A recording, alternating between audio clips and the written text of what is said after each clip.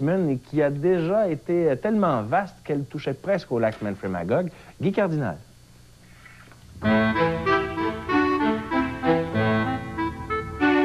À l'origine, en 1797, Bolton-Est, c'était le canton de Bolton. Il comprenait également ce que sont aujourd'hui les municipalités du canton de Magog, Bolton-Ouest, Eastman, Austin et Saint-Étienne-de-Bolton. C'est une région, un centre plutôt récréo-touristique.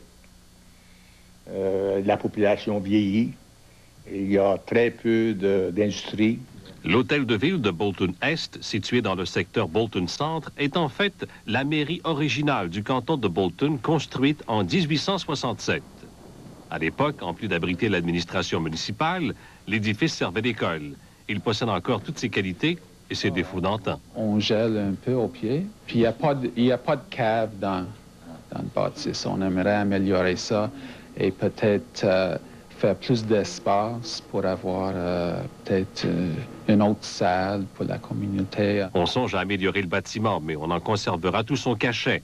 D'ailleurs, un plan de protection du patrimoine existe et inclut, en plus de l'hôtel de ville, la vieille église anglicane qui date de la même époque. Même si l'église est vendue, il peut pas servir d'autres usages que église. Bolton-Est est un centre de villégiature réputé pour ses lacs. Sur cette carte, on aperçoit les principaux lacs de la municipalité de Bolton-Est. On y voit par exemple le lac Nick, le lac Bonallée et le lac Trousers, le lac Pantalon, oui, qui s'appelle ainsi à cause de sa forme, en pantalon.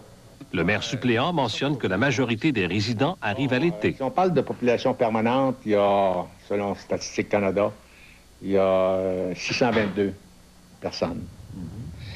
Mais durant la période saisonnière, on peut dire que ça triple. Selon M. Berger, la population permanente est à moitié francophone et anglophone, et tous y vivent en parfaite harmonie. Qui a pour nom Free Zone et dont Guy Cardinal nous parle dans la série Ville et Village ce soir.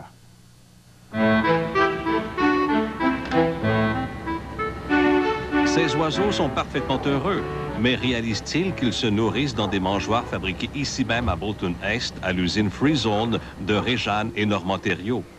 On y fabrique 60 modèles différents de maisons et mangeoires d'oiseaux. Une douzaine d'employés y travaillent à temps complet et autant d'étudiants les fins de semaine. Dans une année, vous allez en faire combien, là? Cette année, on va dépasser ce qu'on avait estimé par 2 fois. J'ai l'impression qu'on va finir en tour de 22-23 000 unités. L'aventure débute en décembre 1993 suite à une boutade. On suivit études de marché, fabrication d'échantillons et visites chez les clients potentiels. Puis ils m'ont dit, bon, Réjeanne, j'ai besoin de tant de milliers d'unités, quand est-ce que tu peux me livrer? J'ai dit, quand t'en as besoin? Dans 1 mois et demi, 2 mois, pas de problème. C'est commencé comme ça. Étiez-vous prête? Non, on n'avait pas d'usine, on n'avait pas rien. Le premier local, à Eastman, est vite devenu trop petit. En 1995, on a donc construit sur un terrain de 25 acres de Bolton-Est cette usine en forme de grange. Réjeanne et Normand ne sont pas à court d'inspiration. En plus des petites cabanes d'oiseaux, il y a aussi de véritables condos. Également des mangeoires grand format, sans perchoir. Il y a aussi des niches pour la pondre. Ça, c'est pour les hirondelles bicolores. Alors, ce qui arrive, c'est qu'on peut l'ouvrir pour le nettoyer à la fin de saison, de façon à ce que l'oiseau, quand il vient, qu'il puisse trouver un logement propre. Et puis, à l'endos, on met les informations concernant quel oiseau, et puis à quelle hauteur le placer. L'emballage de la prochaine bouteille de vin que vous allez offrir à des amis pourrait faire jaser. Quand on va baigner en quelque part, la fameuse bouteille de vin, ce qu'on fait, c'est qu'on la place là-dedans. Et puis, quand on l'a bu et qu'on ne se souvient plus qui c'est qui nous l'a donné, on place ça là-dessus. Ça devient un condominium que les gens peuvent placer dans un arbre. Puis, pour les mésanges, les citelles, tout le petit... C'est bien. Bonsoir, Guy. Bonsoir. C'est des gens qui ont le sens de la vente, de la mise en valeur, du marketing, quoi. Vous ne pouvez mieux dire, Mario, c'est que voici, Normand Thériault s'occupait, avant d'être avec cette entreprise aux petits oiseaux, là, avant, il était dans les tentes de camping. C'est-à-dire qu'il agissait pour faire la mise en marché, le design, la fabrication de ces tentes. Et ça se faisait en Chine. Et il me disait oui. que parfois, ben, je partais pour 6 jours, mais en réalité, il restait 6 mois. Alors, il n'était jamais à la maison. Et quand son épouse lui a dit « Ça a l'air que ça va marcher, les cabanes d'oiseaux », il n'en revenait pas et il a tout abandonné. Et il se consacre entièrement, avec son épouse, à la mise en marché. Avec des résultats visiblement très intéressants. Est-ce que Oui. c'est le seul point où on peut les trouver, ces petites cabanes Ben, d'oiseaux? faudrait surtout pas aller là pour en acheter les consommateurs parce que c'est une usine et croyez-moi, ça fonctionne. Ouais. Il y a une chaîne de montage terrible. Ça travaille même jusqu'à 10-11 heures le soir, 16 jours par semaine.